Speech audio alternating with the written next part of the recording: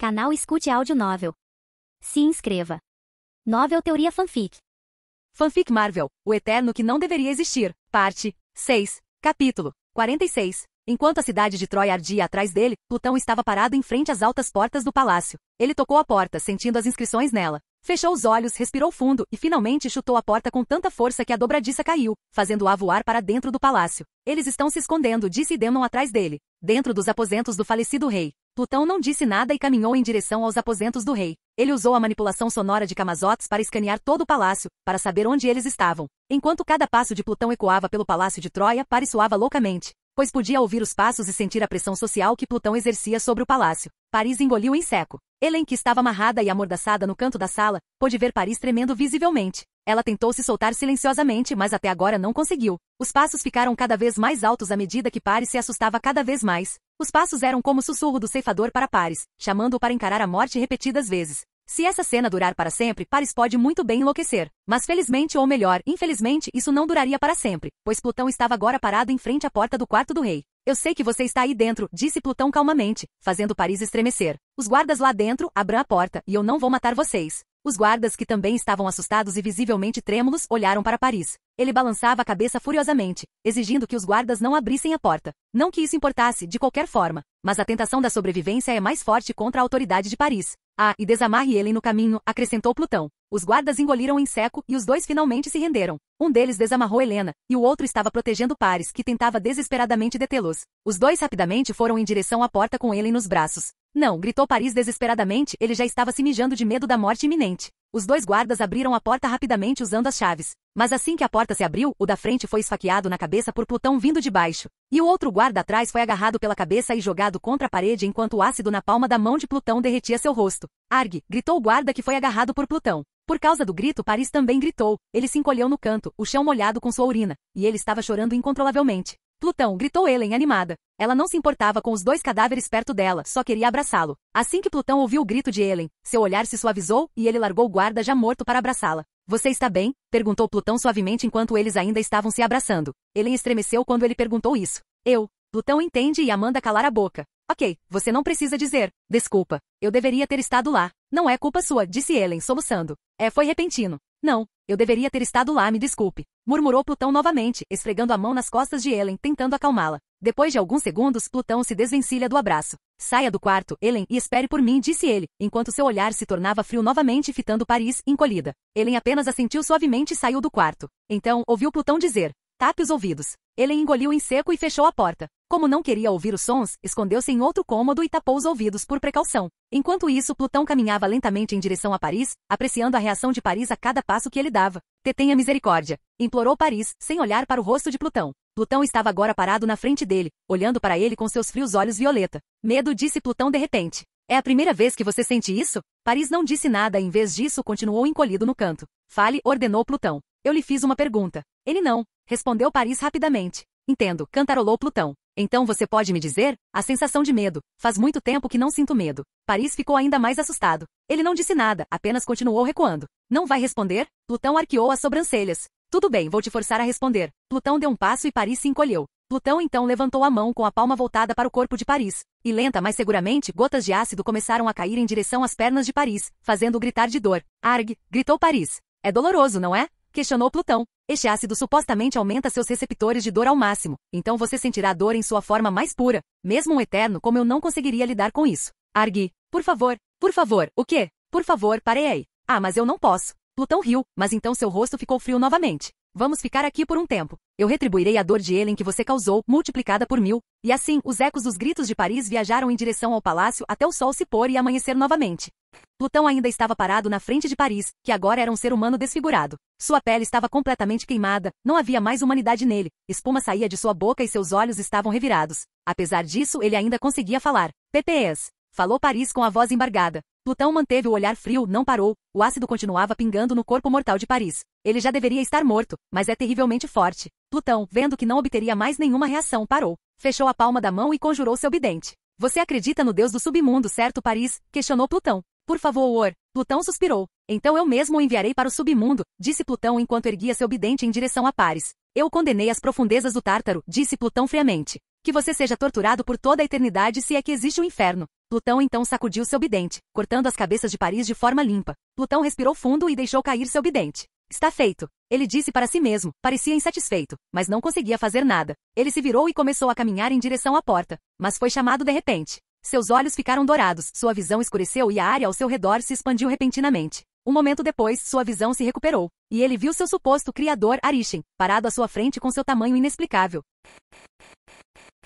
Capítulo 47. Plutão estava diante de Arishem. Ele olhou ao redor e viu a Terra atrás de si, junto com inúmeras estrelas brilhando através do vasto e vazio espaço ao redor. Arishem estava orgulhoso, seu tamanho superando o de Plutão. Para Arishem, Plutão era como uma formiga. Ele poderia facilmente esmagá-lo com um dedo se quisesse, ou destruir a Terra facilmente com um soco se quisesse. Já era hora de você aparecer, não acha? Perguntou Plutão, o mais destemido que podia ser. Plutão. As palavras de Arishem ecoaram por todo o espaço ao seu redor. Você quebrou nossas regras tantas vezes. Eu sei. É por isso que estou aqui, certo? Disse Plutão casualmente. Arishem fez uma breve pausa e então falou. Você perturbou o equilíbrio da emergência. Tem palavras para se defender? Eu só fiz o que você pediu. Plutão riu baixinho. Você queria avanços tecnológicos, certo? A guerra os cria. O que você fez não é guerra, disse Arishem. É um massacre. Um massacre neste estágio de desenvolvimento só poderia atrasar o surgimento. Plutão apenas riu baixinho. É assim mesmo, né? Tá, então me explica, por que eu tenho sentimentos? Por que eu tenho pensamentos? Por que eu tenho emoções? Se eu fosse um ser irracional, tudo isso não teria acontecido, eu não me apegaria, você não teria que fazer essas regras idiotas, nós seríamos ferramentas. Ferramentas para o seu grande projeto.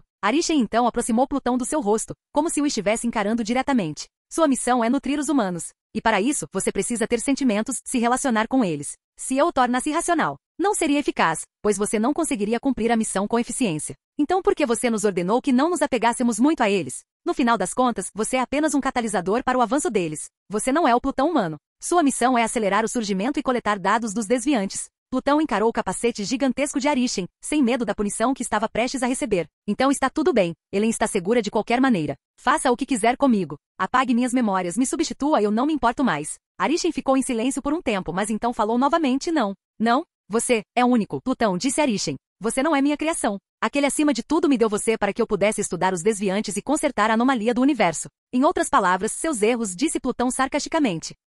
E seus pensamentos, vocês são rebeldes como os desviantes que eu criei. Vocês ficarão na Terra, eu deixarei suas memórias intactas, mas quando chegar a hora, eu as estudarei para ver o que os desviantes estavam pensando quando se rebelaram, e a partir delas, eu aprimorarei o design dos Eternos. Plutão pareceu confuso. Então eu sairia impune? Não. Ok, e depois? Eu retirarei seus dons e estudarei os desviantes que você me trouxe agora, disse Arishem. 1000 anos de tempo terrestre, eu os estudarei, e quando os 1000 anos terminarem, eu lhe devolverei seus dons. Esses 1000 anos também seriam sua punição. Você não pode viajar com os outros Eternos, não pode lutar ao lado deles, não pode entrar na nave, só pode ficar do lado de fora, e os outros não o defenderão. Plutão cerrou o punho. Então ficarei impotente. Você é um Plutão eterno, respondeu Arishem. Seu corpo ainda é mais forte que o dos humanos, use-o para sobreviver, e se você conseguir sobreviver por 1000 anos, eu lhe retribuirei seus dons. Plutão olhou para o abismo vazio abaixo dele e suspirou. Muito bem. Aceito sua punição, Arishem. Então boa sorte, Plutão. Assim que Arishem proferiu suas últimas palavras, Plutão sentiu algo doloroso, como se uma parte dele tivesse sido arrancada de repente.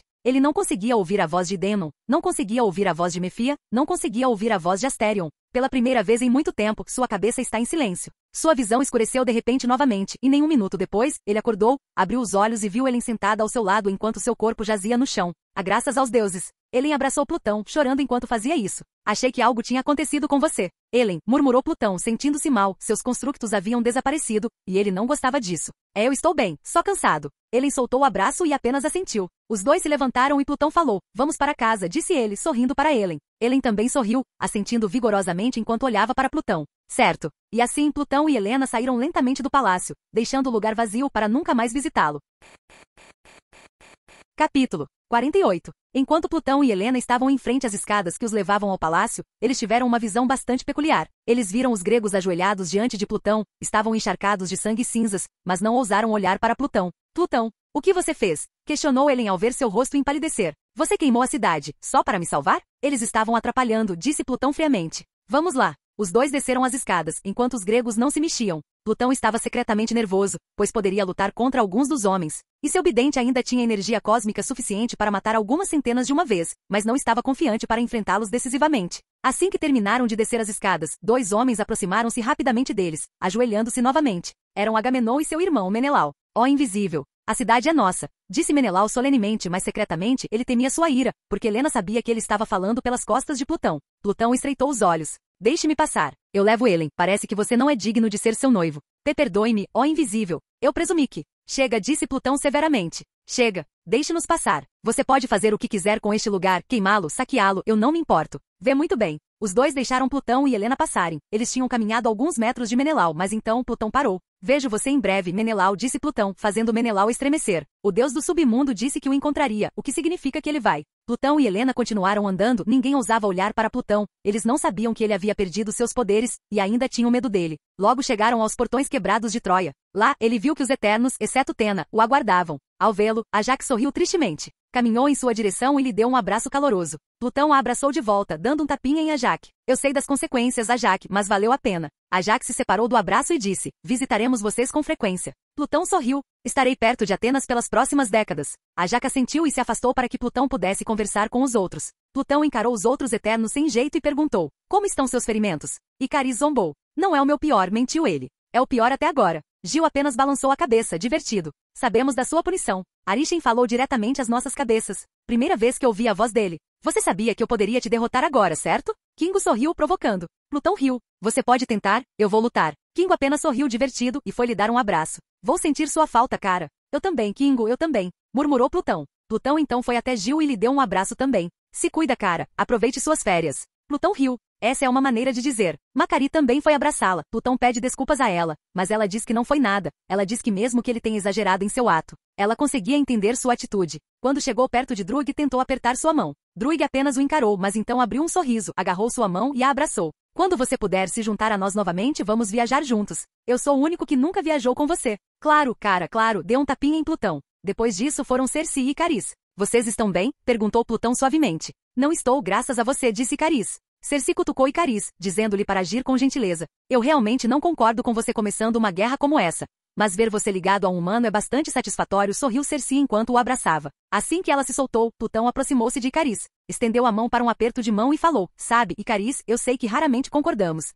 Mas sua devoção por Arishem é admirável. Doentia, mas admirável. Icaris olhou para Plutão por um momento antes de cumprimentá-lo com um aperto de mão. Sua rebeldia também é admirável. Você gosta de fazer o que quer e às vezes eu te invejo um pouco. Ah, agora você está admitindo que me invejava, provocou Plutão. Icaris franziu a testa. Certo, sai daqui antes que eu te dê um soco. Plutão riu novamente e deu um tapinha no ombro de Icaris. Ele foi até Helen novamente e se despediu dos outros pela última vez.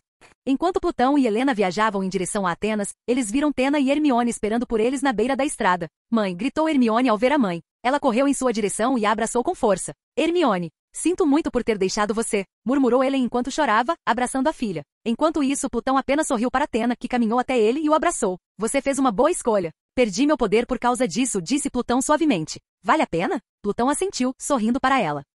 Então é a escolha certa. As duas então se separaram para um descanso. Fizeram uma fogueira perto da estrada e ficaram sentadas observando Helen e Hermione se reencontrarem, criando laços como mãe e filha.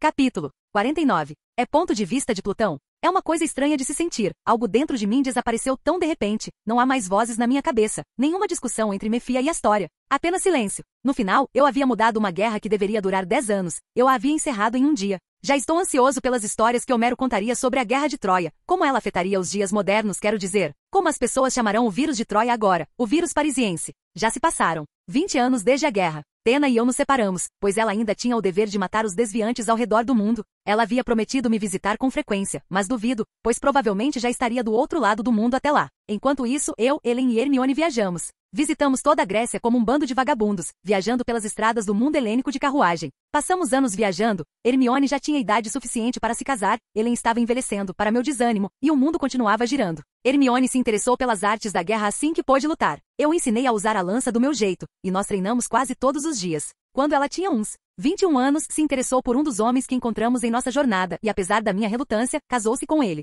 É estranho. Eu me sinto como um pai. Ver a própria filha casada me dói um pouco no coração. A menina que criei finalmente cresceu. Foi surreal. E assim 3 se tornam 2. Hermione decidiu que seguiria o marido em vez de nós, para minha decepção, mas ela tinha seu próprio destino, e eu a apoiaria até o fim.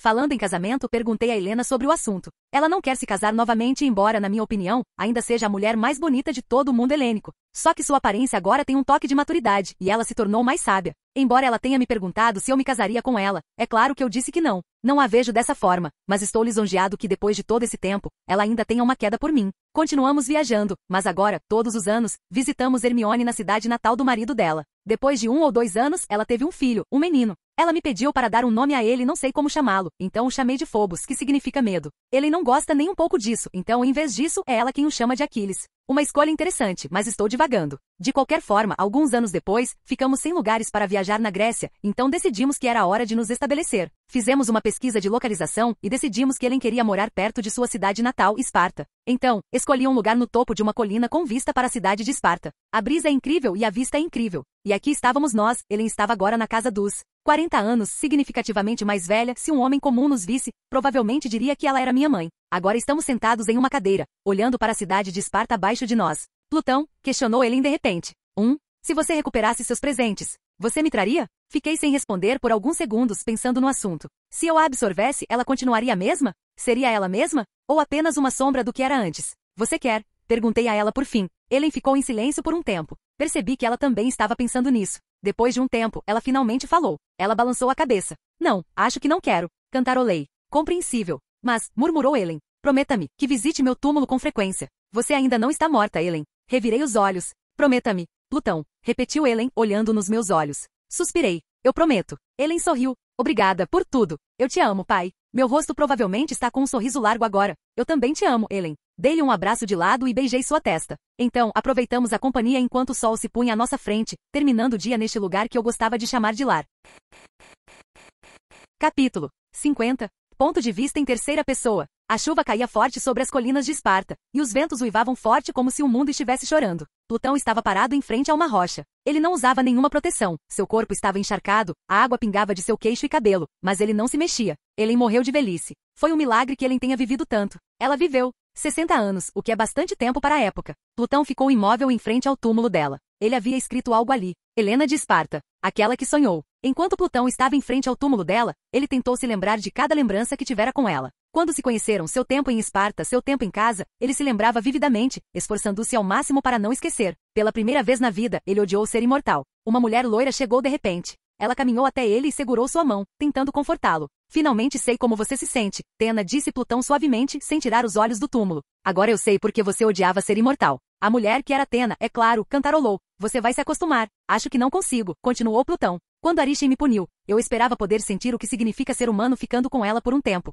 Funciona, questionou Tena. Plutão assentiu. Por um tempo, vi Hermione crescer, se casar e ter filhos, vi Helen envelhecer, mas nunca vi. Tena simplesmente ficou em silêncio e deu um abraço de lado em Plutão, colocando a cabeça em seu ombro. É isso que significa viver como um eterno, Tena? Questionou Plutão novamente. Parece sem sentido. Mas estamos vivos, certo? Disse Tena. Plutão riu baixinho. O que significa viver para sempre assim? O que há para temer se a morte não é um medo? Como você continua vivendo se tudo ao seu redor não é? Tena hesitou por um segundo antes de responder. Não sei como responder a essas perguntas, mas temos tempo para descobrir. Sim? Sim, disse Tena, segurando as bochechas de Plutão, fazendo com que seus olhares se encontrassem. Vamos descobrir juntos. Será difícil? Questionou Plutão. Não sei. Tena balançou a cabeça. Mas temos um ao outro, isso deve facilitar, certo? Plutão riu baixinho. Acho que sim. Tena sorriu e também riu baixinho. Tena o encarou por um tempo, antes de seus olhos se fixarem nos lábios dele. Vamos entrar, deve estar congelando para você. Tena e Plutão estão agora de pé ao lado da janela da casa de Plutão com vista para a cidade de Esparta. Eles descansaram por um tempo, apreciando o som da chuva torrencial e o cheiro do solo encharcado. O que você vai fazer agora? Perguntou Tena curiosamente. Viaje, cantarolou Plutão. Busque conhecimento. Que tipo de conhecimento? Plutão sorriu. Obscuros. Tena cantarolou. Mas você pode usá-los? Não sei. Vou encontrar algo para mim. Tena assentiu, sorrindo suavemente para Plutão. Então, boa sorte. Plutão cantarolou. Obrigado. Os dois então se sentaram em uma cadeira comprida em frente à lareira, tentando secar suas roupas. Sentaram-se bem próximos um do outro, aproveitando o calor. Tena queria dizer algo a Plutão, mas estava hesitante. Por fim, porém, ela falou, antes de você ir, posso perguntar uma coisa? Plutão se virou para ela, olhando em seus olhos. O que é isso? Tena não disse nada e, em vez disso, olhou para os lábios de Plutão, e Plutão soube instantaneamente o que aquilo significava. Tena e Carízicer se conseguiram, por que nós não? Disse Tena. Não nos encontraremos por 1000 anos, Tena. Então vai ser melhor, vou sentir sua falta e isso vai me lembrar de você. Plutão olhou fixamente para os olhos dela, ela era severa, não era tímida se quisesse alguma coisa, e ela conseguiria. Finalmente seus rostos se aproximaram lentamente, e seus lábios se encontraram. Foi um beijo terno, emoções que antes eram amortecidas voltaram a surgir. Depois de um tempo eles se separaram, olharam nos olhos um do outro e claramente se importavam um com o outro. Eu amo. Não, interrompeu Tena. Não diga isso agora. Diga quando voltar para nós. Plutão sorriu. Muito bem. Tena então apoiou a cabeça no ombro dele, aconchegando-se a ele. Sentirei muita sua falta, Plutão. Eu também sentirei muita falta de você, Tena. Capítulo 50A. Interlúdio. Um artista. Quando Plutão quis começar sua busca por conhecimento, percebeu algo que não era problema quando ainda tinha seus poderes. Precisava de dinheiro para suas viagens. Muito dinheiro. Ainda tinha algum dinheiro da jornada com os outros, mas não era suficiente. Viajar nos tempos antigos era caro pra caramba, a comida estragava fácil, os bandidos rondavam a cidade. Ele ainda tinha a carruagem que tinha com Helena, mas os cavalos não podiam mais viajar, então decidiu viajar para Atenas, em busca de uma oportunidade de negócio. Ele arrumou suas coisas de casa, foi ao túmulo de Helen pela última vez em muito tempo, pegou a carruagem, despediu-se de casa e finalmente foi para Atenas. A estrada para Atenas transcorreu tranquilamente. Alguns viajantes lhe perguntaram se poderiam acompanhá-lo. Vendo que não havia perigo, Plutão aceitou, e cerca de 5 homens o acompanharam rumo a Atenas. No caminho, bandidos os atacaram. No entanto, foi fácil para Plutão lidar com eles, pois ainda conservava sua força sobre-humana. Ao chegarem a Atenas, os viajantes se despediram de Plutão e seguiram seu caminho. Plutão, no entanto, procurou um lugar para se hospedar, encontrando um lugar perto do portão de Atenas. Em sua primeira noite em Atenas, ele pensou no que queria fazer. Durante a noite inteira, ficou pensando no que poderia lhe render algum dinheiro, mas então se lembrou das estátuas que havia feito e que agora estavam no domo,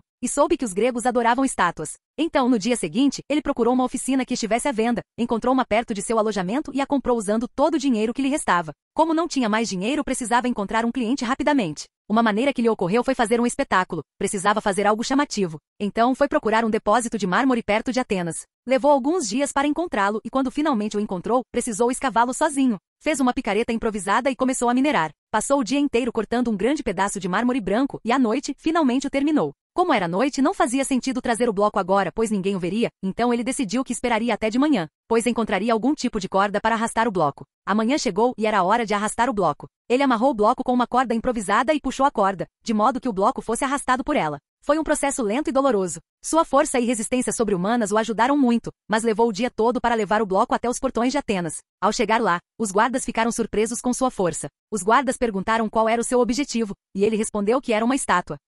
Naquela época, os gregos ainda não eram peritos em escultura. Então os guardas acharam estranho e duvidoso que Plutão pudesse fazer uma estátua com o bloco gigante que ele arrastou do depósito. Mesmo assim, os guardas o deixaram entrar com seu bloco de mármore. Ele continuou a arrastar o bloco em direção à oficina e durante todo o caminho os pedestres o observavam com curiosidade e surpresa. Sua força não era comum na Grécia. A era dos heróis já havia passado, com a extinção dos deviantes na Grécia. E seu tipo de força certamente seria o assunto da cidade pelas próximas semanas. Ao chegar à sua oficina, muitos pedestres perguntaram o que ele estava fazendo. Plutão, vendo a oportunidade, disse-lhes que dali em diante faria estátuas. Novamente, eles duvidaram que ele conseguisse, mas se interessaram por sua habilidade. Então ele começou a trabalhar. Colocou o bloco de mármore em pé e começou a esculpi-lo. Os dias se transformaram em semanas, e as semanas em meses, e ele finalmente terminou. Quando estava trabalhando, sempre abria a porta da oficina para que os pedestres pudessem ver o que estava fazendo. Ao terminar, uma estátua de uma bela mulher estava dentro da oficina. Ele havia se baseado em Helena, de quem se lembrava vividamente. Os pedestres ficaram boquiabertos quando as estátuas foram expostas. Era tão linda que Plutão flagrou alguém se masturbando com ela no meio da noite. Furioso, Plutão o expulsou da oficina, proibindo de entrar novamente. Logo, a notícia das habilidades de Plutão chegou ao palácio de Atenas e o próprio rei viajou até sua oficina, interessado em sua arte. O rei perguntou se poderia encomendar uma estátua sua para ser colocada no palácio de Atenas. Ele respondeu que pagaria generosamente a Plutão. Plutão concordou alegremente e arrastou outro pedaço de bloco de mármore do depósito para a oficina, onde começou a trabalhar. Alguns meses depois, o rei voltou para ver seu trabalho, e ele era magnífico. Era tão detalhado que o próprio rei se perguntou como Plutão conseguia se lembrar do rosto do rei tão vividamente. Plutão apenas respondeu com um sorriso, um segredo comercial, majestade. O rei estava satisfeito com seu trabalho e lhe pagou muito dinheiro mesmo. Os olhos de Plutão praticamente brilharam ao ver o ouro. Ele nunca teve apego ao dinheiro como imortal, mas agora precisa dele mais do que nunca. Quando a ordem do rei terminou, muitos homens ricos da cidade começaram a chegar também, e Plutão ficou bastante impressionado com isso. Então decidiu que treinaria algum aprendiz para ajudá-lo. Já fazia um século desde que ele começou este negócio, estava rico como sempre e tinha muitos aprendizes que trabalhavam para ele. Mudou de nome cerca de 2 vezes, e sempre que pensava que estava prestes a ser exposto como imortal, deixava Atenas sob o pretexto de encontrar uma esposa. As mulheres de Atenas ficaram decepcionadas, pois não puderam se casar com Plutão. Ele era bonito, rico e habilidoso com as mãos, era o marido dos sonhos de todas as mulheres de Atenas. Quando ele saísse, deixaria o negócio para seus aprendizes de confiança e voltaria quase 2 décadas depois com um nome diferente e uma barba diferente. e viria à oficina dizendo que era filho de sua encarnação anterior e que a anterior morreu de doença. E assim, Plutão se preparava para finalmente começar sua jornada. Ele deixaria o negócio para seus aprendizes de confiança, cedendo-lhes a oficina. No entanto, aceitou o dinheiro, pois era esse seu objetivo em primeiro lugar. Na noite em que estava prestes a partir, entrou em uma taverna para beber. Lá viu um homem peculiar, escrevendo um livro em um canto do lugar, aparentemente distraído. Plutão, vendo que não havia mal algum nisso, aproximou-se dele. Olá, amigo, o que você está fazendo? Questionou Plutão. Escrever um livro, resmungou o homem. Você não vê? Muito peculiar da sua parte escrever um livro numa taverna como esta, comentou Plutão, bebendo seu álcool. Normalmente acadêmicos como você ficam em casa, escrevendo o dia todo. O homem encarou Plutão, desviando os olhos do livro. O que você quer? Plutão deu de ombros. Nada, só estou curioso sobre o seu trabalho, meu amigo. O homem resmungou mais uma vez. Estou escrevendo sobre a guerra entre Grécia e Troia. Ah, a guerra de Troia? Animou-se Plutão. Com licença, amigo, mas posso saber seu nome? Homer, ele grunhiu novamente. Você? Aidoneus. Plutão sorriu. O que você ouviu sobre a guerra de Troia, amigo? Homero ficou um pouco surpreso com o interesse repentino de Plutão. Então ele explicou animado. Pelas fontes que reuni, tudo começou quando Paris, príncipe de Troia, seduziu Helena e a trouxe para Troia. Sequestrado, corrigiu Plutão friamente. Como? Homer ficou surpreso mais uma vez. Ela foi sequestrada, não seduzida, repetiu Plutão. Homer franziu a testa. Como você sabe disso? Porque minha família estava lá, disse Plutão, surpreendendo Homer. Eles sabiam a verdade, era uma história de família. Homer sorriu. Então, meu amigo, você poderia me contar tudo? Plutão deu de ombros. Estou curioso sobre a sua versão primeiro, quero ouvi-la. Muito bem, então. Homero assentiu. Pelo que entendi, depois que Helena foi levada para Troia, o rei Menelau de Esparta correu em direção ao seu irmão, Agamenon, e este convocou toda a Grécia para lutar contra Troia. Então, muitas das minhas fontes me disseram que foi uma jogada inútil, suspirou Homero. No fim, disseram que os deuses intervieram e queimaram Troia em um dia. Plutão cantarolou.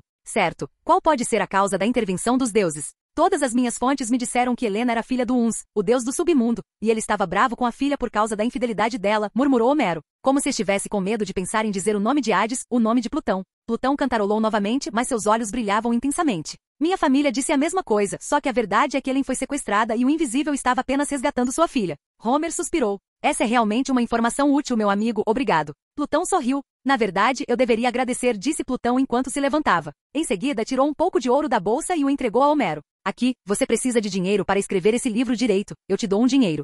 Meu amigo? Questionou Homer, surpreso. Acho que eu não conseguiria. Bobagem, eu insisto, disse Plutão. Boa sorte escrevendo seu livro, Homero. Obrigado. Como eu poderia retribuir com isso? Exclamou Homer. Plutão apenas riu baixinho ao sair da taverna. Só escreva um bom livro. Capítulo 50b, Interlúdio, Zéridna. Zéridna deveria ser a feiticeira suprema de seu tempo. Seu dever era proteger o povo da Terra de ameaças físicas e sobrenaturais que a atacavam. No entanto, ela não conseguia nem proteger sua própria cidade natal, Atlântida. Ela viu com os olhos de Agamotto, o instrumento de seu antecessor, que Atlântida afundaria nas profundezas do oceano, e terremotos e tsunamis a atingiriam, aniquilando a população. Mas ela não conseguiu salvá-los. Ela tentou convencê-los a deixar o local, mas eles eram teimosos e as pessoas pensavam que ela era louca, zombavam dela, dizendo que ela era uma mentirosa. Enquanto os moradores continuavam a fazer suas coisas depravadas, sem saber que tudo o que ela dizia era verdade. E assim Zéridna, junto com seu pequeno grupo de aprendizes, está se preparando para deixar o único santuário mágico até então na Terra, e estava planejando viajar em busca de outro lugar para construir um santuário. Mas quando ela estava preparada para partir, ela também se preparou para algo, a chegada de um homem, ou melhor, de um eterno. Enquanto os aprendizes guardavam os livros no santuário, bateram à porta. Os aprendizes estavam, com razão, alertas, pois não eram bem-vindos em Atlântida naquele momento. Mas Zéridna sabia quem era e ordenou que seus aprendizes se afastassem. Zéridna então caminhou até a porta e a abriu ela mesma. Olá, disse o homem atrás da porta. Este é o santuário da Terra? Bem-vindo, Eterno, disse Zéridna, embora o homem não estivesse surpreso. O Eterno então olhou para o que havia na coleira de Zéridna e sorriu. Nossa, fui recebido pelo Mago Supremo? Que conquista! Zéridna ignorou o comentário e disse, por favor, entre. O Eterno e Zéridna então entraram no santuário e ambos caminharam até o escritório de Zéridna, sentando-se frente a frente. Os aprendizes trouxeram alguns refrescos locais para eles saborearem enquanto conversavam. Que legal, cantarolou o Eterno. Meu nome é Plutão, posso perguntar seu nome, Mago Supremo? Zéridna, ela disse friamente. Nome interessante, murmurou Plutão. Você deveria saber por que estou aqui, certo? Zéridna encostou-se na mesa à sua frente e pegou um lanche para comer. É importante notar que, embora a maioria das criaturas seja capaz de usar magia, você tecnicamente não está vivo, Plutão. Eu sei, suspirou Plutão. É por isso que estou perguntando, tem algum jeito? Zéridna encarou os olhos violeta de Plutão e disse, eu te pergunto, Plutão, por que eu deveria te ajudar na sua conquista do conhecimento? Sua missão é uma ameaça à Terra, e é meu dever proteger este planeta de ameaças sobrenaturais. Plutão deu um largo sorriso ao dizer isso. Por que você não me matou agora então? Estou impotente agora. Zeridna encostou-se na cadeira e falou, embora eu deva admitir que é bastante tentador fazer isso, sua existência é crucial para o desenvolvimento da Terra. Você ajudou a humanidade a se desenvolver e prosperar, então suponho que seja problema dos meus sucessores lidar com o subterrâneo celestial. Plutão riu. Você sabe disso? A maioria de nós nem sabia que a missão deles era uma mentira. É dever do feiticeiro supremo conhecer Plutão. Zeridna falou calmamente. Vou perguntar novamente, por que eu deveria ajudá-lo? Plutão ergueu as sobrancelhas. Eu protegerei o mundo dos desviantes. Seus colegas estão fazendo isso agora. Eles não precisam de você agora. Tudo bem, o que você quer? Os olhos de Zeridna brilharam quando Plutão disse isso. Talvez tenha sido um erro. Vamos estudar você, disse Zeridna calmamente. Mas Plutão percebeu que ela estava animada. Perdão, gaguejou Plutão. Me estudar? Sim, disse Zeridna. Queríamos saber como seu corpo funciona, como você usa a energia cósmica dentro de você. Mas eu não tenho uma agora, sou apenas um ser sintético com força sobre-humana agora. Isso sempre deixaria rastros, disse Zeridna silenciosamente. Plutão pensou um pouco e alguns minutos depois falou, tudo bem, mas eu também quero algo além de você me ensinar magia. Os olhos de Zeridna brilharam. Fale. Se hipoteticamente um de nós, um eterno, contrair uma doença, eu encontrarei o feiticeiro supremo naquele momento para curá-lo usando o conhecimento que você adquiriu. E ele ou ela não poderá recusar. Anote para o seu sucessor ou algo assim. Zeridna tamborilava os dedos na mesa e depois de um tempo finalmente falou, concordo. Garantirei que seu pedido seja atendido no futuro. Então, temos um acordo, disse Plutão enquanto se levantava. Ele estendeu a mão ao feiticeiro supremo à sua frente. Zeridna sorriu. Fechado. Antes de Plutão começar a estudar, ele ajudou as feiticeiras a deixarem Atlântida, já que todas conheciam magia, no entanto, elas não precisavam de ajuda. Elas deixaram Atlântida com o coração pesado, pois era seu lar, mas sabiam que se permanecessem lá, a ruína cairia sobre elas, então seguiram o feiticeiro supremo. Quando Plutão perguntou para onde estavam indo, Zeridna respondeu que iam para o norte. Zeridna fez um portal e, um por um, os aprendizes entraram. Plutão foi o último a entrar, e um vento frio o atingiu de repente. Ele olhou ao redor e viu que havia um rio ali. Onde é isso? Questionou Plutão. A terra de Albion, disse Zeridna. Se bem me lembro, mudará para a Britânia mais tarde. Plutão murmurou, é bem longe da Grécia. E assim os aprendizes viajaram rapidamente para uma vila perto do rio. Lá, eles se disfarçaram de moradores locais, eles já conheciam a língua, pois Zeridna havia enviado alguns batedores antes. Ao entrarem na aldeia, Zeridna falou com o chefe em particular. Plutão não entrou, pois era apenas um personagem secundário nessa jornada. Depois de toda a mudança concluída, os aprendizes começaram a construir cabanas para o novo santuário. Embora pequeno por fora, era grande por dentro. É praticamente semelhante aos de Atlântida. Plutão não reclamou e os ajudou na mudança. Anos mais tarde, após se estabelecerem, e Plutão ter sido estudado extensivamente por Zeridna, Plutão finalmente começou a aprender magia. Só havia uma magia que Zeridna conseguia imaginar que Plutão pudesse usar, a magia sobrenatural, já que o poder vinha de outra dimensão. Então, Plutão a estudou por anos a fio e se tornou perito nela rapidamente. Também estudou runas, encantamentos e outras coisas que não exigem que a pessoa que as usa esteja viva. No geral, ele estudou magia por mais de 100 anos. Zeridna estava envelhecendo, pois não usava a dimensão sombria para prolongar sua vida, mas usava outros métodos para prolongá-la por um curto período. Nesses 100 anos, ele estava praticamente enterrado em livros e pela manhã, praticava no santuário. Plutão, no entanto, decidiu que 100 anos bastavam para estudar. Ele queria mais, queria criar, seus sentidos artísticos estavam aguçados, as possibilidades eram infinitas. Mas primeiro ele precisava de uma ferramenta para manejar toda a magia que havia estudado. Afinal, o conhecimento é inútil se você não puder usá-lo. Canal Escute Áudio Novel. Capítulo 50C. Interlúdio. Anéis de Poder. Com o passar do tempo, Plutão e Zeridna se aproximaram. Plutão frequentemente ajudava em suas pesquisas e vice-versa. No momento, porém, Plutão estava tentando fazer algo bastante inacreditável para Zeridna. Anéis. O que você está fazendo? Questionou Zeridna enquanto observava Plutão martelar, criando alguns anéis de aparência simples. Anéis, disse Plutão. Quantos você está fazendo? Perguntou Zeridna novamente, curiosa. Plutão parou de repente. Olhou Zeridna diretamente nos olhos e disse com uma voz profunda. 3 anéis para os reis élficos sob o céu, 7 para os senhores anões em seus salões de pedra, 9 para os homens mortais condenados à morte, 1 para a escuridão. O que você está dizendo agora? Zombou Zeridna, não achando graça na piada. Plutão então pigarreou. Desculpe, me envolvi demais por um segundo. Ouvi alguns moradores locais contando aos filhos sobre fadas e elfos, e me lembrei de uma história. Zeridna ergueu as sobrancelhas. Que tipo de histórias? Não tem importância, disse Plutão, dando de ombros. De qualquer forma, eu fiz 21 anéis. Tantos assim.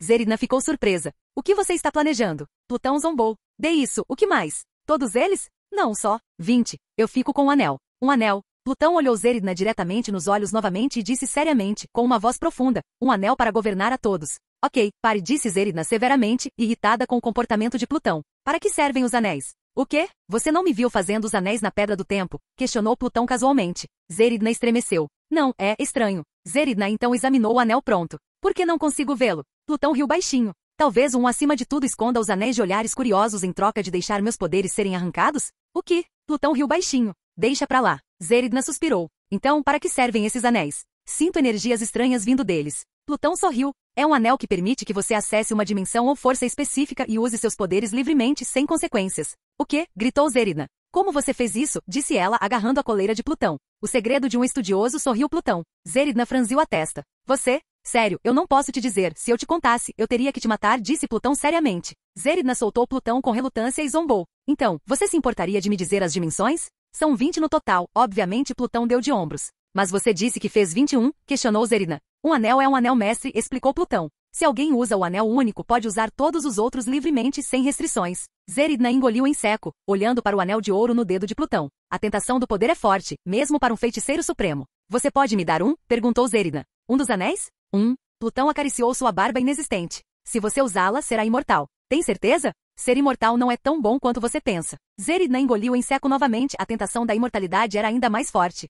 Como pode ser? Os outros anéis estão conectados ao primeiro anel e ao seu portador. Se o portador de um anel morrer, o outro também morrerá. Se o portador de um anel ainda estiver vivo, você não pode morrer a menos que seja morto. Depois de usar o anel, você não pode soltá-lo, a menos que o portador do primeiro anel, ou seja, eu, lhe diga para fazer isso. Zeridna franziu a testa. Em outras palavras, uma escrava. Eu não diria isso, disse Plutão calmamente com um olhar distante. Sou só eu tentando encontrar uma maneira de dar imortalidade a alguém. Se você me dissesse que queria ser libertado, eu provavelmente concordaria. Zeridna cantarolou. Acho que não usaria. É uma tentação forte, mas não quero ser a feiticeira suprema para sempre. Você pode se aposentar, sabia? Mas meus sucessores provavelmente pediriam muito minha ajuda, o que eu não quero. Plutão deu de ombros. Como quiser. Então, você pode me dizer a que esses anéis se conectam? São tantas que nem dá para contar. Vou escrever para você mais tarde. Zeridna suspirou. Muito bem, então te vejo mais tarde. Zeridna saiu da oficina de Plutão cantarolando. Plutão então olhou para a janela e murmurou. Velho, sinceramente você não precisa me dar isso. Eu não me importo de encontrar poder sozinho. Mas obrigado mesmo assim. Desculpas aceitas, disse ele, rindo entretido, continuando seu trabalho. Um anel para governar a todos, casa das ideias. Outros anéis. Dimensão da luz. Dimensão negra. Carmesim. Ordem. Caos. Inferno. Reino dos sonhos. Reino do desejo. Reino do engano. Limbo. Nota, eu só fiz 11 anéis até agora, os outros estão inacabados. Te aviso quando estiverem prontos. Zeridna, que leu o bilhete, suava em bicas. Ele é louco, murmurou ela. Ele tem certeza de que não haverá nenhuma reação? Zeridna não conseguiu dormir a semana inteira, pensando naqueles anéis que Plutão está fazendo. Capítulo 50D, Interlúdio, Babilônia. Na cidade da Babilônia, homens e mulheres se reuniam dentro de um salão enquanto bebiam, comiam, dançavam e transavam. Eles tinham acabado de sobreviver a um ataque de uma horda de deviantes, comprovado pelos incontáveis cadáveres de deviantes do lado de fora do portão azul da Babilônia. Claro que eles tiveram ajuda. Foram ajudados por seus protetores, que se autodenominavam eternos, mas as pessoas os viam como deuses. Como não poderiam? Um dos homens podia voar, eles podiam curar ferimentos em um instante, transformar pedras em ouro, destruir um prédio com um só soco, correr de um lado a outro da cidade em um piscar de olhos, criar histórias comoventes, disparar projéteis estranhos com suas mãos e conjurar armas do nada. Eles se misturavam com eles, bebiam com eles, comiam com eles, contavam histórias e introduziam novos conceitos aos babilônios. Foi por causa deles que a Babilônia se tornou a maior cidade da Terra. Enquanto comemoravam, uma mulher loira estava sentada sozinha no canto da sala. Ela bebia devagar e tinha um olhar melancólico, olhando para o nada, consumida apenas pelo álcool que bebia. Mas ela já estava farta. Ela largou o copo de álcool e começou a sair do corredor, tentando ficar sozinha. Um homem viu suas ações e a interrompeu. Aonde você vai, Tena? A mulher, que é Tena, parou e suspirou. Onde você acha que eu vou? Beba mais um pouco, Tena, disse o homem, bloqueando seu caminho. Não posso deixar você lutar contra os desviantes sozinha fora da cidade. Saiam da minha frente, disse Tena preguiçosamente, mas estava bastante irritada. Preciso clarear meus pensamentos lutando. Não vim a este planeta para me esconder atrás de muros. Tena, precisamos confiar no projeto de Arishem para este planeta, disse o homem. Tena riu baixinho enquanto desviava o olhar do homem. Ela estava realmente irritada agora. Arishem, hein? Perdi a fé nele desde que ele puniu Plutão injustamente. Peço mais uma vez, saia da minha frente, Icaris. Icaris franziu a testa. Depois de todo esse tempo, você ainda reclama? Foi uma punição justa, Tena, ele quebrou nossas regras. Eu entendo se Arishem apenas retirasse seus poderes por 1000 anos, mas proibi-lo de se juntar a nós? Não poderíamos protegê-lo. Quem sabe se ele ainda está vivo agora, refutou Tena. Você está preocupado, acusou Icaris. Eu sou, disse Tena corajosamente. Está acontecendo alguma coisa entre vocês dois? Questionou Icaris curiosamente. Tena encarou Icaris. Algum problema? Icaris suspirou, rendendo-se. Não, de jeito nenhum. Tena apenas cantarolou como costumava fazer e empurrou Icaris para fora do caminho. Tena chamou Icaris mais uma vez, fazendo Tena parar. É uma honra lutar ao seu lado. Tena olhou para ele e assentiu solenemente. E você? Ajax acabará de enfrentar Arishem, seu criador. Ela havia relatado seus feitos na cidade da Babilônia, e Arishem a elogiou pelo excelente trabalho. E sua liderança seria elogiada pelos outros Eternos que surfavam pelo universo. Mas Ajax sentiu que era apenas um elogio vazio. No relatório, ela mencionou a questão se o surgimento deste planeta valeria a pena ou não. Ela tinha visto os humanos. Eles são diferentes dos demais planetas em que ela esteve. Sua tenacidade como ser superava a de outras criaturas com as quais Ajax havia se importado, sem mencionar coisas estranhas acontecendo na Terra. O Vibranium, aparência de magia, culturas e moralidade. Isso a fez duvidar se valia a pena, mas Arishem lhe disse para não se apegar aos humanos. Era a primeira vez que se sentia assim em seus bilhões de anos servindo Arishem. Mas por enquanto, ela decidiu que seria melhor confiar nele. Por agora. Ikaris caminhava em direção a Ajax, que estava de pé, observando a cidade, no topo do jardim suspenso. Era uma visão incrível. É a maior cidade do mundo até agora e está prosperando com o passar do tempo. Você queria me ver, Ajax? Questionou Ikaris. Ajax se virou e ao ver Ikaris, sorriu. Ikaris. Ela se virou para ver a cidade novamente e Ikaris estava agora de pé ao seu lado. Sei que sua fé em Arishem é forte, Ikaris, disse Ajax. Eu posso sentir isso. Obrigado, Ajax, sorriu Ikaris. Ajax então se virou para Ikaris com um rosto sério. Então, acho que chegou a hora de lhe contar a verdade sobre a nossa missão. Ikaris ficou surpreso. A verdade? A missão era uma mentira? E então Ajax lhe disse que o verdadeiro objetivo era aumentar a população para que produzisse energia inteligente suficiente para despertar a semente celestial que jazia, adormecida no núcleo da Terra. Ikaris ficou em silêncio por um momento. Por que você está me contando sobre isso e não sobre os outros? Ajax sorriu novamente. Sua fé em Arishem é forte, Ikaris. Outros, receio, não aceitariam isso bem. Ikaris cerrou o punho. Então você e eu somos os únicos que sabemos. Ajax balançou a cabeça. Plutão também sabe. O que? Questionou Ikaris, um tanto exigente. Ele sabe desde o começo? Ajax assentiu. Então por quê? Porque ele ainda fez o que fez. Embora sejamos iguais, nossas mentes são diferentes, disse Ajax. Ele é rebelde e acha que servir Arishem é apenas um grilhão de escravidão. Escravidão. Ikaris franziu a testa. Do que você está falando? Ajax sorriu. Como eu disse, Ikaris, nossas mentes são diferentes. Ikaris estava bastante inquieto agora. Então, o que você quer que eu faça com esse conhecimento? Ajax suspirou enquanto abraçava Ikaris. Fique com isso, Ikaris, vou confiar em você. Quando chegar a hora, você nos lembrará qual é a nossa missão. Ikaris não retribuiu o abraço, em vez disso, ele assentiu, concentrando-se na tarefa à sua frente. Capítulo 50 Interlude, Guerra. O resto da punição de 1000 anos pareceu passar num piscar de olhos para Plutão. Honestamente, ele gostou bastante. Estava fazendo o que queria pelo menos uma vez em vez de matar desviantes, o que era um pouco cansativo agora, na opinião de Plutão. Ele continuou a estudar magia, mas com a morte de Zerina, Plutão deixou o santuário em Albion e viajou de volta para a Grécia. Ele voltou para sua antiga casa, que estava tomada pela vegetação. Havia sinais de bandidos na casa e ela estava uma bagunça. Plutão então limpou e arrumou sua casa. Ele até colocou novos recursos, como magia de ocultação e magia de proteção, para se proteger contra invasores. Finalmente, ele foi ao túmulo de Helena. Limpou o túmulo dela e decidiu que faria uma estátua para colocar sobre ela. Procurou um depósito de mármore perto de sua casa e esculpiu uma estátua para ela. Quando ele terminou, ele colocou-o em cima do túmulo dela, marcando-o. Ele conversou em frente ao túmulo dela por um tempo, contando sua jornada até então. Sabia que Helen estava morta, mas sentia falta das conversas com ela. Depois disso, ele decidiu ir a Esparta para comprar coisas novas, como móveis e comida. Mas, ao chegar, o lugar inteiro estava bastante tenso. Ele ouviu rumores de guerra, e os espartanos estavam nervosos.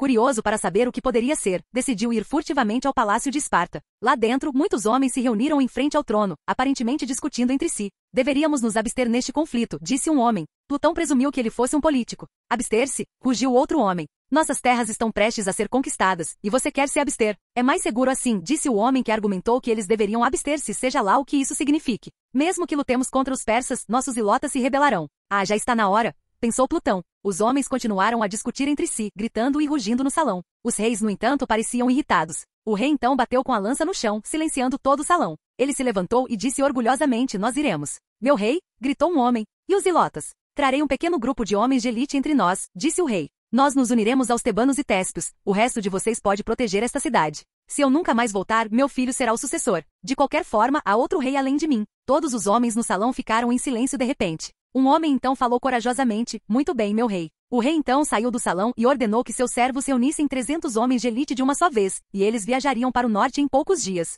Plutão se interessou por isso. Não é legal ser um herói na Batalha das Termópilas? E assim, Plutão saiu do palácio e rapidamente se registrou como um daqueles 300 homens.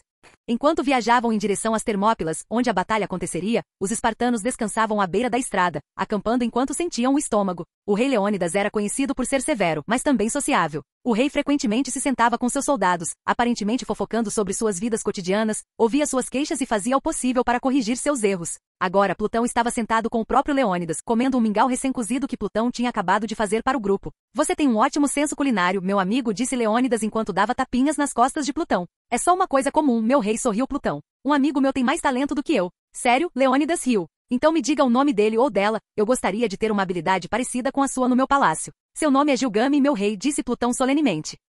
Leônidas franziu a testa de repente. Um persa? Seu amigo é persa? Aparentemente sim. Conheci-o há algum tempo, enquanto viajava, cantarolou Plutão. Leônidas suspirou. A ganância dos reis só afastou as pessoas umas das outras. É uma pena. Você também é um rei, sorriu Plutão. Leônidas riu, assim como os outros soldados ao redor. Suponho que seja verdade. Espero ter sido um bom rei para todos vocês. Você é meu rei, disse um soldado. Então fico feliz, sorriu Leônidas. O rei então olhou para um homem ao seu lado. Alexios, como está sua irmã, Cassandra? Alexios riu baixinho. Sim, ela está ficando forte, mais cedo ou mais tarde ela provavelmente vai me vencer em combate individual. Leônidas assentiu orgulhosamente. É assim que uma mulher espartana deve ser. Leônidas então se virou para Plutão novamente e disse, Fobos é? Nunca te vi em Esparta. Você disse que estava viajando? Sim, disse Plutão. Viajei pela Grécia, às vezes para fora dela. Onde foi o mais longe que você chegou?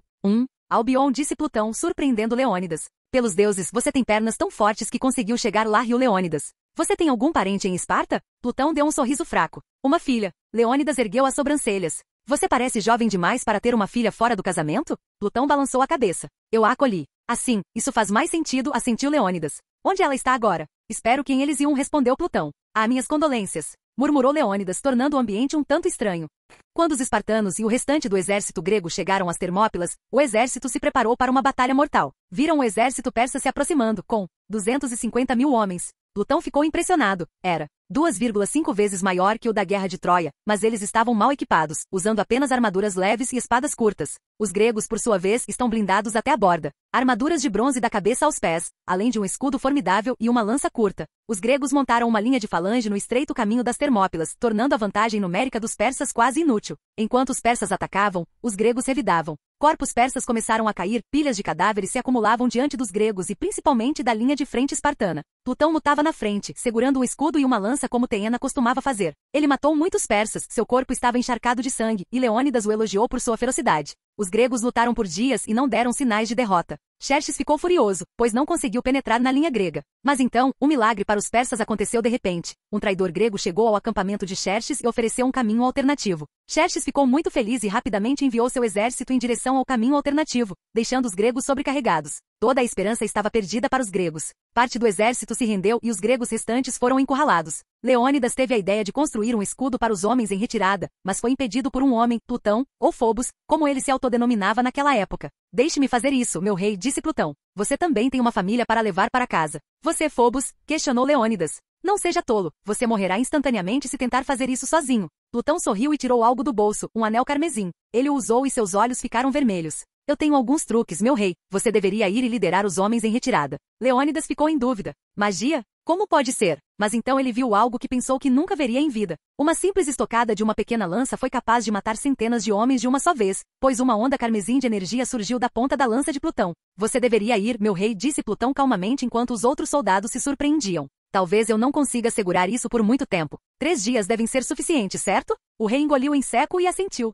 Homens, retirem-se. E assim as forças gregas recuaram. Plutão defendeu as Termópilas por 3 dias seguidos, o moral persa estava abalado, mas eles continuaram avançando. Xerxes ficou furioso ao saber dos feitos de Plutão, mas ao vê-lo em ação, suava frio. Corpos se amontoavam ao seu redor, e ele estava banhado em sangue. Assim que os 3 dias se passaram, Plutão desapareceu completamente, como se nem tivesse existido. Se não fossem os inúmeros corpos espalhados pela serra, Xerxes não acreditaria que Plutão existisse. Graças às ações de Plutão, os gregos recuaram com sucesso e, após se unirem contra outros gregos, repeliram o exército de Xerxes, encerrando bravamente a invasão persa. Foi uma vitória de Pirro para os gregos, mas ainda assim foi uma vitória. O rei Leônidas voltou para casa e o rosto de Plutão era tudo o que conseguia pensar ao retornar para sua esposa. Quando teve um filho, anos mais tarde, ele o chamou de Fobos, em homenagem ao nome e ao sacrifício de Plutão. O rei não sabia, no entanto, que Plutão fazia isso para testar suas habilidades como combatente individual. E assim a lenda de um guerreiro sem nome que possuía o poder dos deuses, que sozinho se defendeu da invasão persa, foi imortalizada em canções e poemas. Mas as pessoas do mundo moderno provavelmente não acreditariam que a história fosse real, certo? Capítulo 50F, Interlúdio, tentando ser um poeta. Na movimentada taverna de Atenas, 2 homens estavam sentados num canto, bebendo e comendo refrescos enquanto conversavam. Um deles parecia velho, enquanto o outro parecia bastante jovem, mas pareciam estar fora de si. A excelência nunca é um acidente, meu amigo. É sempre o resultado de uma intenção elevada, de um esforço sincero e de uma execução inteligente. Representa a escolha sábia entre muitas alternativas, a escolha. Não o acaso determina o seu destino, disse o velho, que parecia bastante bêbado. Obrigado pelo elogio, meu amigo, mas devo admitir que não sou adequado para esse tipo de coisa. Sou um pouco pessimista, disse o jovem. Deixe-me ver o que você escreveu, disse o velho. Ele pegou um pergaminho que estava ao lado do jovem e o abriu. Assim que abriu, ele leu o conteúdo em voz alta. O que é a escuridão se não sol à espreita? O que é um muro se não pedra escravizada? O que é vidro se não areia torturada? O que é uma canção se não um chamado às armas? O que é ódio se não amor rejeitado? O que é a vida se não a morte iminente? O velho olhou confuso para o jovem. É sim, você é bem pessimista. O jovem deu de ombros. Eu já disse, não tenho talento para essas coisas. O velho suspirou. Plutão, com bastante prática você conseguiria. Plutão riu baixinho. Você nem é um poeta, Aristóteles, é só um velho falando bobagens na frente das pessoas. Prefiro o termo palestras, disse Aristóteles. Vamos, Plutão, vou organizar uma reunião para você exibir suas habilidades poéticas. Isso é bom, você deveria expandi-lo. Sério? Plutão ergueu a sobrancelha. Não, é uma decisão idiota. Já está combinado, disse Aristóteles. Você precisa ir. A sobrancelha de Plutão se contraiu ao ouvir isso. Aristóteles, não brinque comigo, isso é simplesmente constrangedor. Você tem uma visão de mundo interessante, meu amigo, disse Aristóteles. Você deveria contar aos outros. Aqui é Atenas, não Esparta, a democracia corre fundo em nossas veias. Você sabe que eu vim de Esparta, certo? Zombou Plutão. Você é um ateniense honorário. Aristóteles deu de ombros enquanto se levantava. Vejo você amanhã no teatro. Teatro? Questionou Plutão enquanto Aristóteles desaparecia da taverna. Plutão suspirou e olhou para seu poema. Foda-se.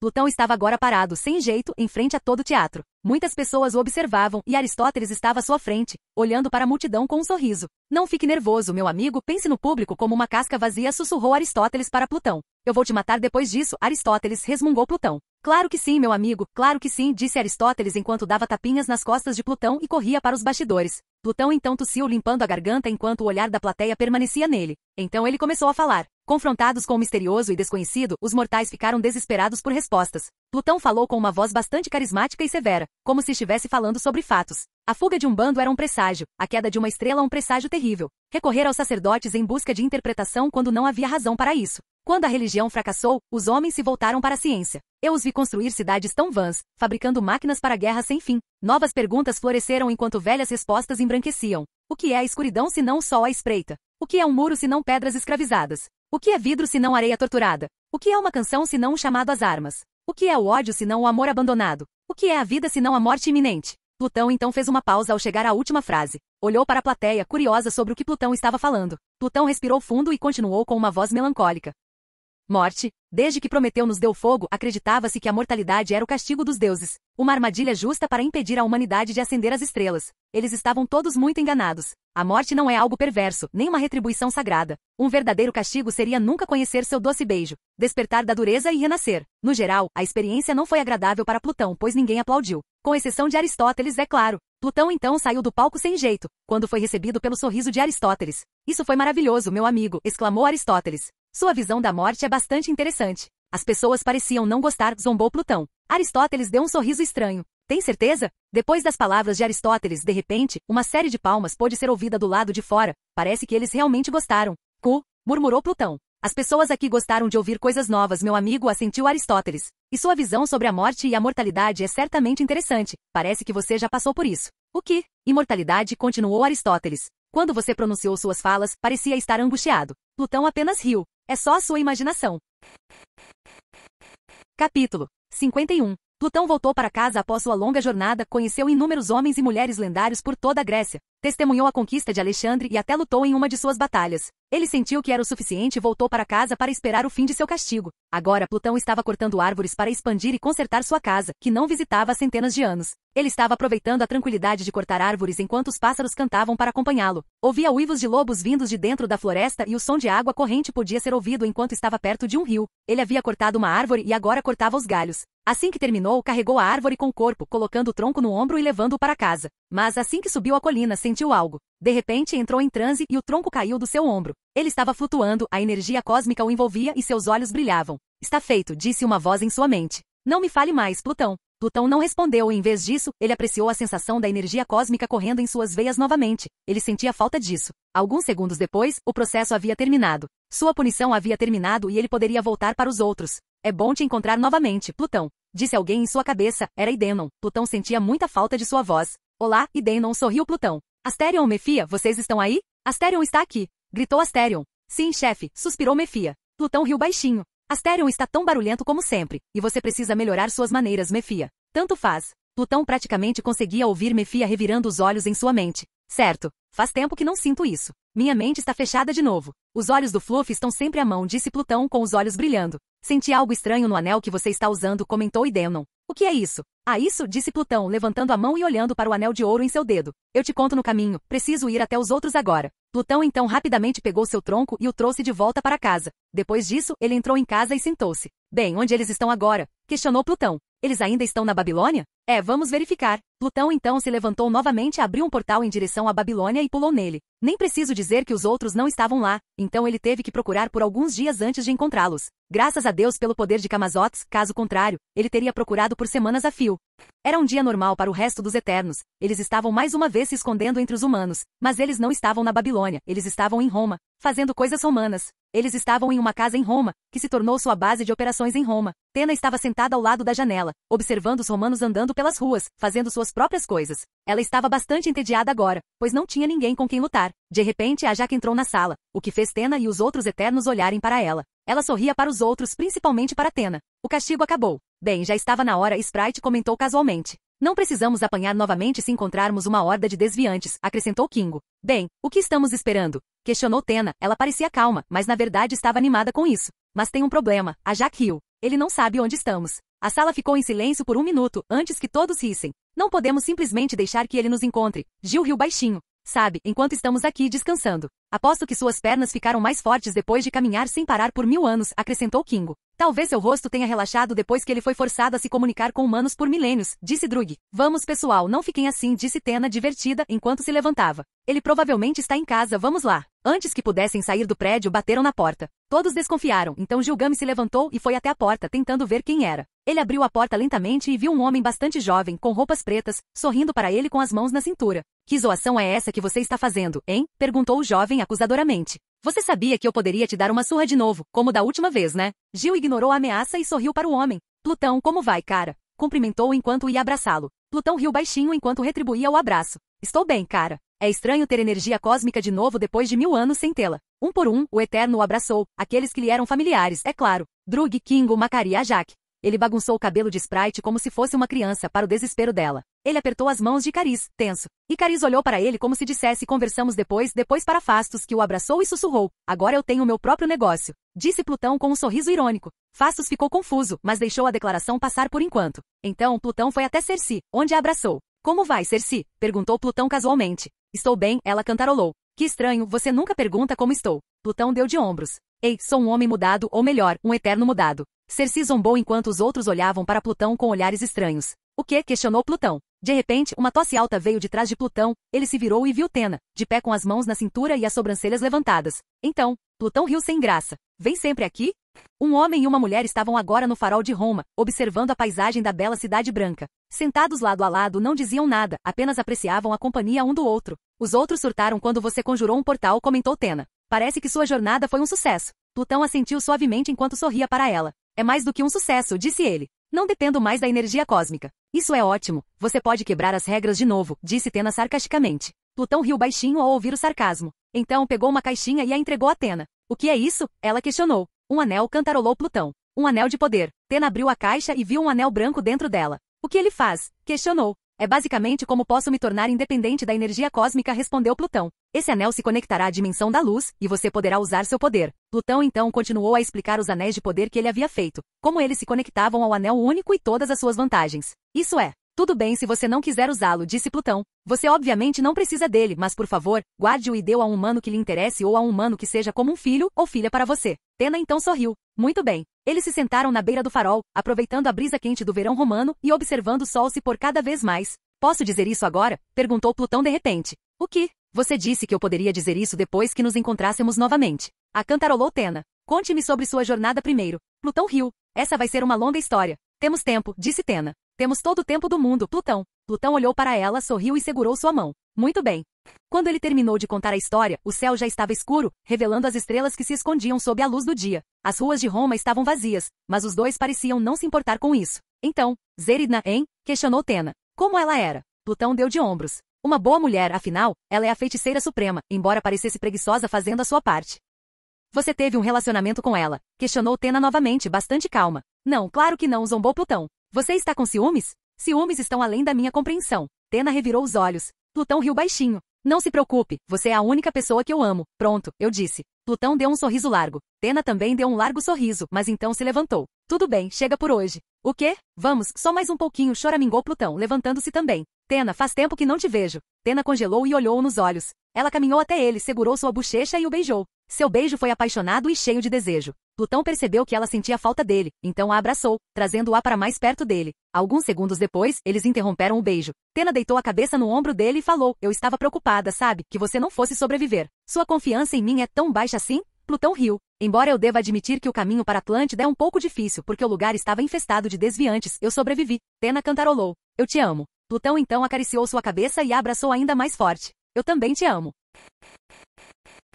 Capítulo 52. Quando Plutão terminou de passar um tempo com Tena, ele voltou para a casa onde os outros estavam hospedados. Eles estavam todos espalhados naquele momento, alguns dormiam em seus quartos, alguns saíram da cidade para tomar um pouco de ar, enquanto alguns foram para a taverna, bebendo álcool para passar o tempo. Quando Plutão entrou na casa, porém, alguém o esperava. Era Icaris. Ele estava encostado na parede, olhando pela janela com as mãos cruzadas na frente do peito e sem nenhuma emoção. Assim que Icaris viu Plutão entrar na casa, ele o cumprimentou. Plutão, ele assentiu. Olá, Icaris, cantarolou Plutão ao vê-lo sentado num banquinho perto de Icaris. Não está dormindo? Icaris balançou a cabeça. Ele encarou Plutão por alguns segundos como se tentasse ler sua mente. Então falou, você sabia desde o começo? Plutão ergueu as sobrancelhas. Sabia o quê? Nossa missão. Ah, Plutão estalou os dedos. Sim, eu sabia. Icaris cerrou o punho. Então por quê? Por que você não nos contou? Não tenho permissão para contar a todos vocês, Icaris, vocês sabem disso, respondeu Plutão. Presumi que a Jaque lhes contou isso? Icaris assentiu suavemente enquanto desviava o olhar de Plutão, encarando-o novamente pela janela. Por que você quebrou as regras então? Esta missão é para o bem do universo. Você está tentando se rebelar? Plutão riu baixinho. Não sou tão idiota a ponto de lutar contra um celestial, Icaris. É que não gosto de ser escravo deles. Nós existimos para Arishem, Plutão disse Icaris severamente. Chamar isso de escravidão é um exagero. Não somos escravos, somos mensageiros. Esse é um termo bem interessante, comentou Plutão. Mensageiro. O que estamos dizendo aos humanos? Tecnologia? Religião? Como construir uma sociedade? Plutão então riu baixinho e balançou a cabeça. Não, Icaris, prefiro o termo shepards. Nós cuidamos deles e depois os abatemos para nos alimentar. Icaris ficou em silêncio por um segundo antes de dizer. Então você está se rebelando? Não, não estou, disse Plutão. Mesmo tendo esses pensamentos, continuarei a missão. Ainda estou aprendendo Icaris. Meu apego aos humanos é apenas para alguns indivíduos. Então Plutão se levantou. Mas e a Cersei? O que vai acontecer se ela souber? Ela vai se rebelar? Se matar? Ficar de mau humor? Icaris encarou Plutão. Acredito que ela não fará isso. Então você não a conhece bem, disse Plutão, decepcionado. Você é o amante dela, Icaris. Eu sei lá no fundo. Você sabe o que aconteceria se Cersei e os outros descobrissem. Então você. Acha inútil conversar agora, disse Plutão. É mais eficaz discutir isso se todos souberem depois. O que farei agora? Não direi nada, questionou Icaris. Mentir para os outros por milhares de anos? A Jaque confiou esse segredo a você, disse Plutão calmamente. Significa que você sabe guardar bem um segredo. E você então, retrucou Icaris. Vai continuar mentindo para os outros? Talvez, murmurou Plutão. Talvez não. Icaris desviou o olhar novamente. Eu fiquei pensando nisso, sabe? Saber que tudo isso acabaria, que toda aquela socialização seria inútil e só os machucaria quando chegasse a hora. Como você fez isso? Tento não pensar nisso, cantarolou Plutão. Mas pensando bem, no início da missão, eu nunca me importei muito com humanos até agora. E Tena? Perguntou Icaris. Você contaria a ela? Não, disse Plutão calmamente, mas Icaris percebeu que Plutão estava duvidando de si mesmo. Agora não. Contarei a ela quando chegar a hora. Simples assim? Simplesmente assim. Icaris ficou em silêncio. Ficou assim por alguns minutos, silêncio no quarto. Este não é o fim, disse Icaris. Quando chegar a hora, garantirei que você não estrague tudo. Você pode tentar, disse Plutão. Naquela época, seria você contra todos. Está pronto para isso? Para Arishem. Estou pronto a qualquer momento. Capítulo 53. Ponto de vista em primeira pessoa. Assim que a punição acabar, tenho uma promessa a cumprir. Pedi a Jaque que me enviassem uma missão separada com Druig. Ela me perguntou por que já que eles não precisavam de uma missão separada agora. Você está brincando, né? Questionei e ri. Quando eu estava viajando para Atlântida, a estrada que escolhi era pela África, e havia um monte de deviantes no caminho. Eu nem consigo começar a contar quantas vezes estive perto da morte por falta de poder. Sério? A Jaque ergueu as sobrancelhas e então olhou para Fastos. Fastos pigarreou e mostrou o mapa. Havia alguns pontos na África, não tantos quanto no resto do mundo, mas ainda assim bastante para uma região já visitada. Parece que você e Tena não fizeram um bom trabalho, afinal, disse a Jaque em tom acusador, de um jeito gentil, é claro. O que vocês andam fazendo nesses anos, hein? Nada. Dissemos eu e Tena ao mesmo tempo. A Jaque apenas riu e suspirou. Tudo bem, pode ir. Eu também irei, disse Tena. Eu também, acrescentou Macari. A Jaque balançou a cabeça. Não, vocês dois são necessários aqui. Tena então me lançou um olhar de desdém enquanto eu ficava ao lado dela, sem jeito. Desculpe, só para meninos, eu disse, piscando. Tena apenas cantarolou de forma ameaçadora e não disse mais nada. Qual é a nossa rota então? Questionou Druig. Vamos para qualquer lugar, sem nenhuma ordem específica. Dei de ombros. Plutão, você tem que planejar isso, caso contrário cancelarei minha permissão, alertou a Jaque. Suspirei. Tudo bem, vamos primeiro para a Ibéria, depois para Numídia, depois para Cartago, depois para o Egito e depois voltamos para casa. Calma. Espere, se eu for, não vou lutar então, questionou Druig. Você vem comigo, Druig, porque essas áreas estão cheias de humanos. Preciso que você faça uma lavagem cerebral neles se eu for visto. E os outros? Iremos para o norte, onde os humanos têm um desenvolvimento relativamente baixo. A Jaque respondeu calmamente. Então está bem, disse Druig cruzando as mãos. Parece que terei que lidar com você pelo próximo século, mais ou menos.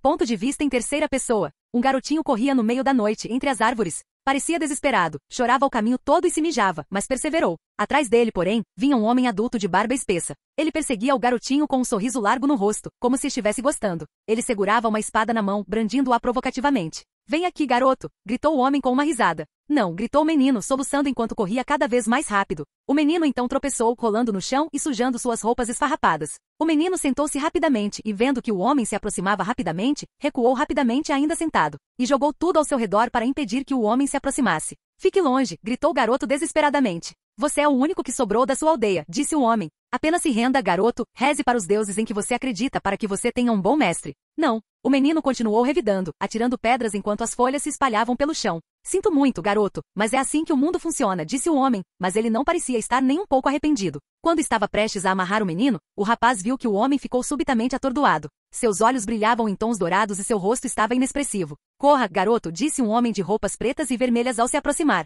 Salve-se. O menino estava com medo do homem, pois ele parecia estar com muito frio. O menino, no entanto, assentiu vigorosamente. Obrigado. Obrigado, disse ele enquanto corria para as profundezas da selva. O homem de roupas pretas e vermelhas é claro, Druig. Ele encarou o homem atordoado com frieza e disse, o que faremos com você agora, hein? Não faça nada, Druig, disse um homem de vestes negras. Era Plutão. Deixe-o em paz. Ele é um traficante de escravos. Plutão, disse Druig calmamente, mas a raiva começava a transbordar. Ele está vendendo os da sua própria espécie.